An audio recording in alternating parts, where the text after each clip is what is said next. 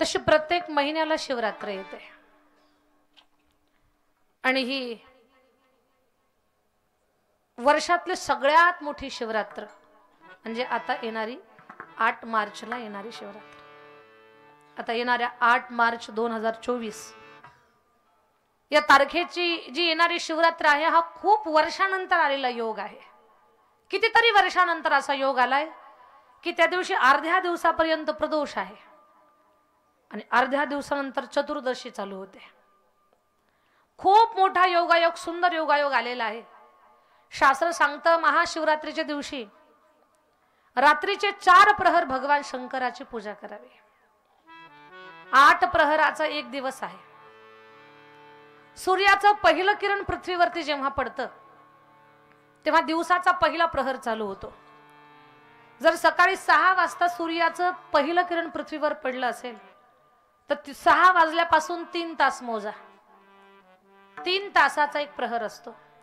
6 ते 9 दिवसाचा पहिला प्रहर. सकाळचे 9 ते दुपारचे 12 दिवसाचा दुसरा प्रहर. दुपारचे 12 ते दुपारचे 3 दिवसाचा तिसरा प्रहर. दुपारचे 3 ते सायंकाळचे 6 दिवसाचा चौथा प्रहर. हे झाले 4 प्रहर. संध्याकाळचे 6 ते रात्रीचे 9 रात्रीचा पहिला प्रहर. रात्रीचे 9 ते रात्रीचे 12 रात्रीचा दुसरा प्रहर. रात्रीचे 12 ते पहाटे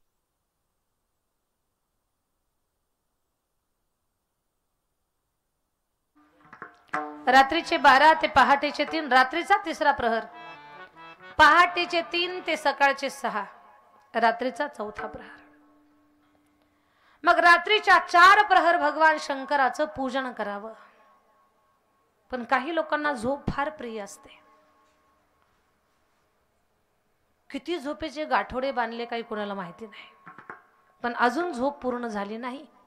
ते म्हणतात ताई आम्ही रात्रीचे 4 प्रहर पूजा करू शकत नाही, आम्ही रात्रीचे 3 प्रहर पूजा करू. पण काही खूपच आळशी असतात, ते म्हणतात 3 प्रहर नाही 2च करू. काही त्यांच्यापेक्षा आळशी असतात, ते म्हणतात 2 नाही फक्त 1च प्रहर पूजा करू. काही हरकत नाही. सायंकाळी 6:30ला तुम्ही शिव मंदिरात जा. प्रदोष कालामध्ये ज्यावेळेला सूर्य अस्ताला जातो त्यावेळेला येणाऱ्या 8 मार्च शिवरात्रीच्या दिवशी संध्याकाळी 6:30 ते 9:30च्या दरम्यान तुम्ही शिव मंदिरात जा. त्या काळामध्ये कधी 6:30ला शिव मंदिरात जा. 1 तांब्याभर पाणी भगवान शंकराला घाला शिवरात्रीच्या दिवशी. बरं पाणी कसं घालावं त्याचं शास्त्र आहे. बरं पाणी कसं घालावं त्याचं शास्त्र आहे. भगवान शंकराला 5 स्थानी पाणी घालावं लागतं.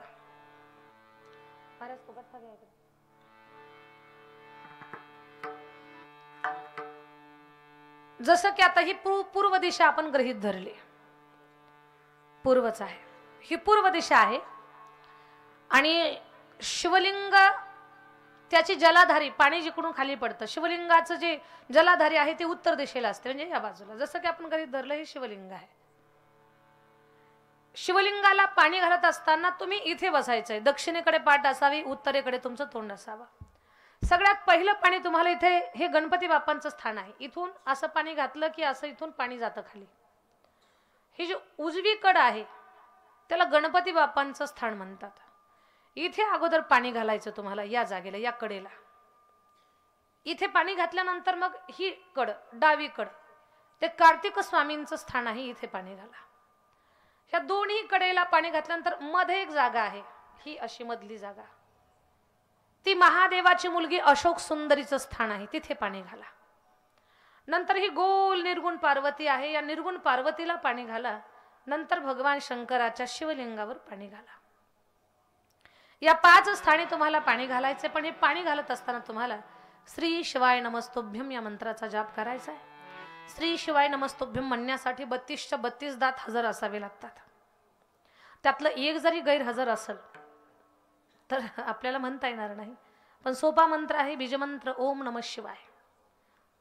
ओम नमः शिवाय हा मंत्र सहज कोणी पण म्हणू शकतं. आणि ओम नमः शिवाय या मंत्राचा महिमान असा आहे, ब्रह्म हत्याधिक पातकांचा नाश या मंत्रानं होतो. म्हणून श्री शिवाय नमस्तुभ्यम म्हणावं, ते नाही जमलं तर ओम नमः शिवाय म्हणावं.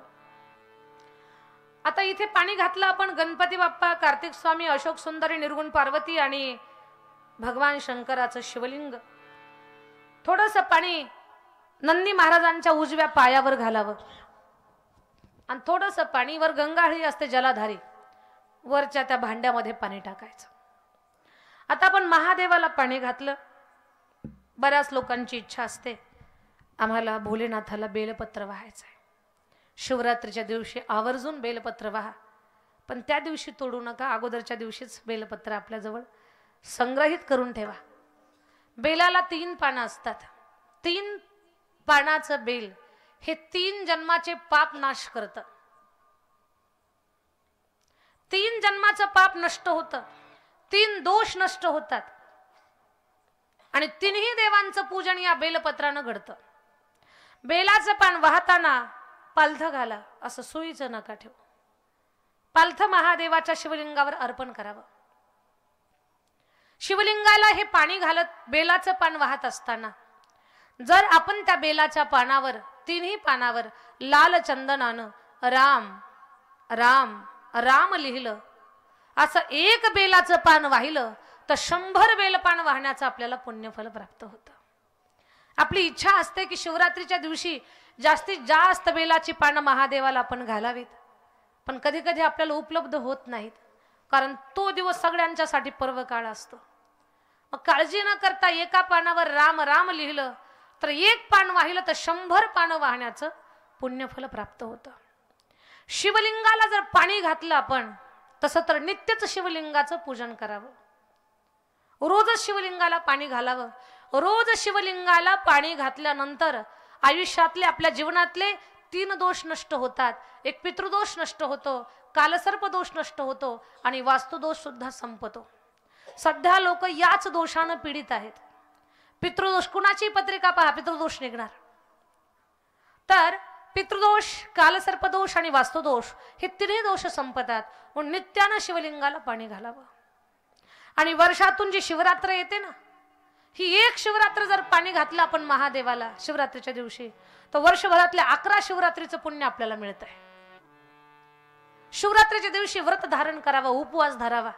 त्या दिवशी भाकरी, भाजी, आमटी, खीर, कढी वडी खाऊ नये. उपवास धरावा. खूप फळं खा तुम्ही, वर्षभरात जी फळं खाल्ली नाही ती खा, पण उपवास धरा. महादेवाला या दिवशी तुम्ही बोर असते की नाही, बोर, केळी अशी फळ प्रसाद म्हणून वाहा. एक दिवा लावा, देवाला भस्म लावा. आणि शिवरात्रीच्या दिवशी महादेवाला हळदी लावली तर चालते, कुंकू पण लावा. हळदी या दिवशी लावली तर चालते. का तर शिवरात्र या दिवशी शिव पार्वतीचा विवाह सुद्धा झालेला आहे. मग कोणी म्हणतं का हा दिवस महादेवाच्या लग्नाचा वाढदिवस आहे का? महादेवाचं लग्न या दिवशी झालंय, पण या दिवशी विशेष गोष्ट घडलेली आहे. विश्वातलं पहिलं शिवलिंग या दिवशी साकारलेलं आहे. विश्वातलं पहिल्या शिवलिंगाची निर्मिती या महाशिवरात्रीला झाल्या कारणानं तो दिवस महाशिवरात्रीचा म्हणून साजरा केला जातो. आणि विश्वातली महादेवाची पहिली पूजा ब्रह्मदेव आणि श्री विष्णू या दोघांनी केलेली आहे. म्हणून या दिवशी, शिवरात्रीच्या दिवशी शिवपूजनाला खूप असं मोठं महत्व आहे. शिवरात्रीच्या दिवशी 108 तांदूळ न तुटलेले, 108 तांदूळ न तुटलेले तांदूळ शिवपिंडीवर अर्पण करा. 7 काळे तीळ तुम्हाला उपलब्ध झाले तर अर्पण करा. खूप घरामध्ये दारिद्र्य असेल, पीडा असेल, पैसा येत नसेल, व्यवहार नीट चालत नसेल, व्यापार उद्योग धंदा बसला असेल, तर मध्यरात्रीला 12 वाजता शिवरात्रीच्या दिवशी धोत्रा असतो की नाही, धोत्रा, तो धोत्रा हळदीमध्ये बुडवा. महादेवाच्या शिवलिंगावर अर्पण करा. अर्पण करताना त्याची दांडी आपल्याकडे असावी. महादेवाला अर्पण करा रात्री 12 वाजता. एक 10-15 मिनिटं थांबा. श्री शिवाय नमस्तुभ्यमचा उच्चार करा. पुन्हा तो धोत्रा उचलून घ्या, लाल कपडामध्ये तिजोरीमध्ये ठेवा किंवा घरात बांधून ठेवा. जे तुमच्या उद्योगाची, व्यापाराची जागा असेल तिथे घेऊन जा. अडचणीत आलेला व्यापार तुमचा दुरुस्त होऊन जाईल आणि सगळ्या जीवनातल्या अडचणी संपून जातील.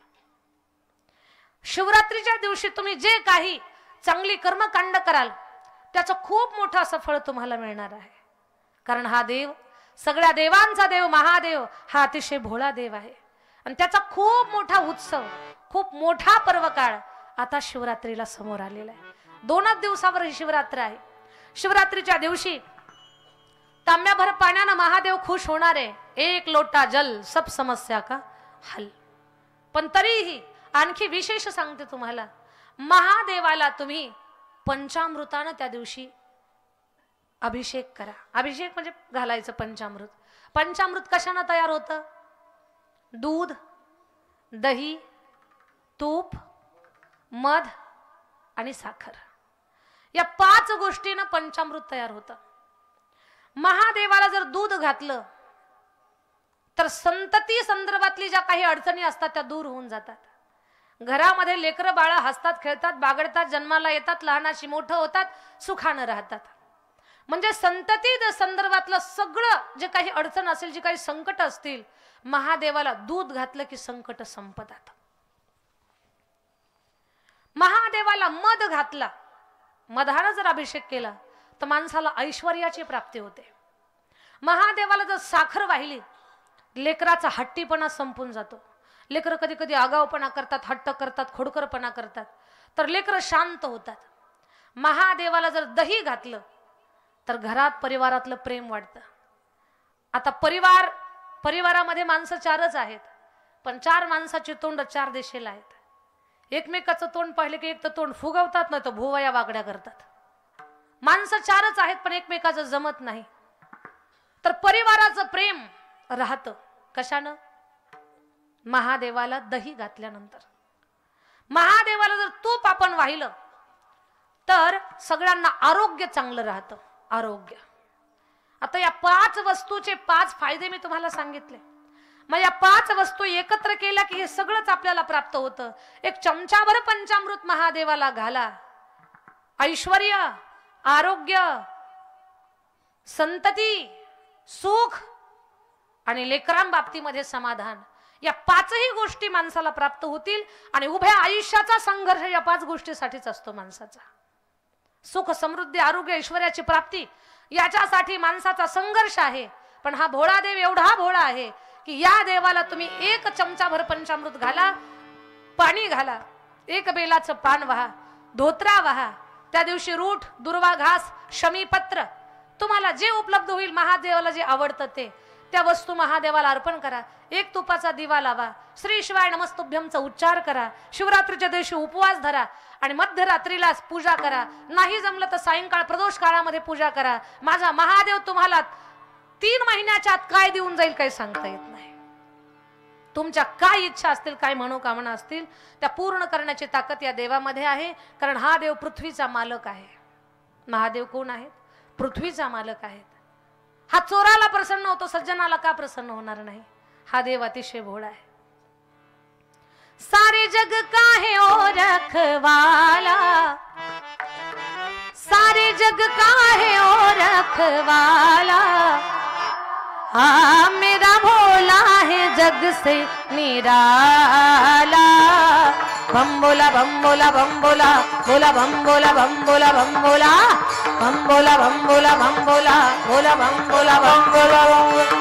सारे जग का है ओ रखवाला, ओ सारे जग का है वो रखवाला, मेरा भोला है जग से निराला, मेरा भोला है जग से निराला।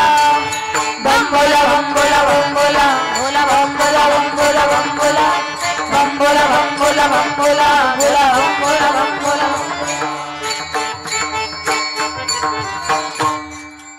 देव अतिशय भोळा आहे। आपले संत सुद्धा महादेवाचं वर्णन करतात।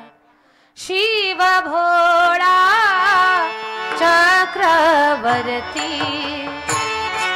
शिव भोळा चक्रवर्ती, शिव भोळा चक्रवर्ती, शिव भोळा चक्रवर्ती।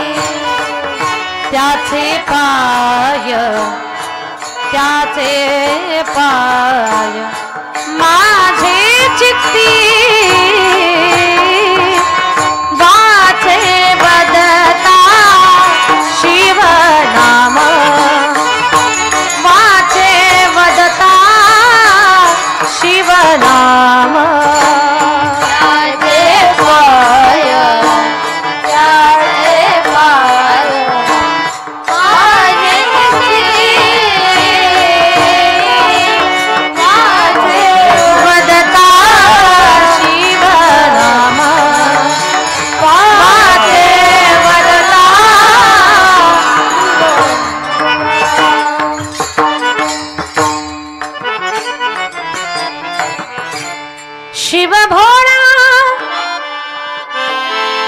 चक्रवर्ती